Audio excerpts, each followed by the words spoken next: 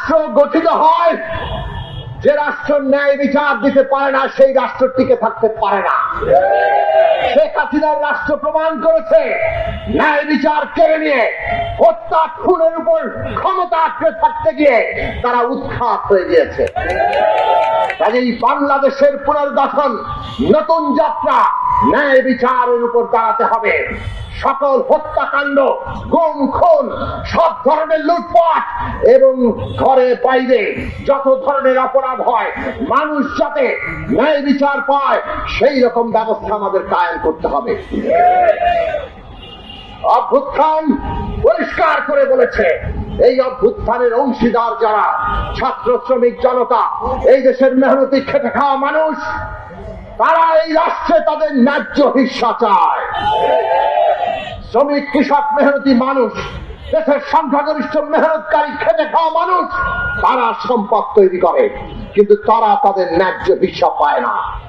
শিক্ষা, স্বাস্থ্য, বাসস্থান, কর্মসংস্থান ওই লুটেরা গোষ্ঠী সবকিছু লুটে পুটে খেয়ে বিদেশে পাচার করে আমার দেশের মানুষের তৈরি করা সম্পদকে কেড়ে নেয়। আজকের আগামী বাংলাদেশ অভ্যুত্থান দিশা হাজির করেছে। এই দেশে খেটে খাওয়া মানুষের ন্যায্য হিস্সা তৈরি হতে হবে, আর সেই অনুযায়ী অর্থনৈতিক পরিকল্পনা সহ সমগ্র পরিকল্পনা তৈরি হতে হবে।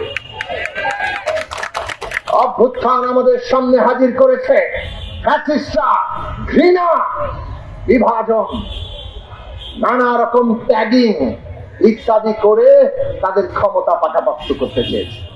মানে ভাগ করো আর শাসন করো, একে অপরের বিরুদ্ধে লেলিয়ে দাও।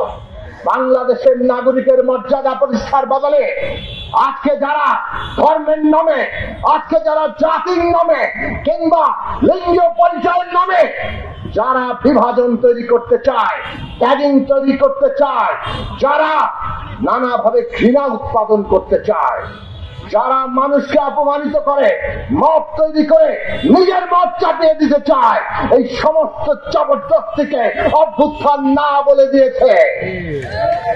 কিন্তু তারপরে আমরা দেখছি এক ফ্যাসিস্ট বিদায় নিয়েছে, এরপরে আমরা দেখি মাজারে হামলা হয়।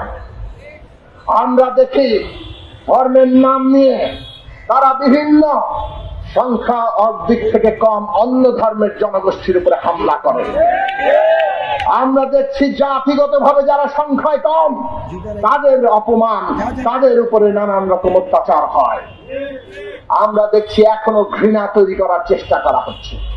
একদল ওই ঘৃণা, বিভাজন এবং ট্যাগিং এর পলিটিক্স করে তারা আরেকটা জবরদস্তিমূলক শাসন কায়েম করতে চায়।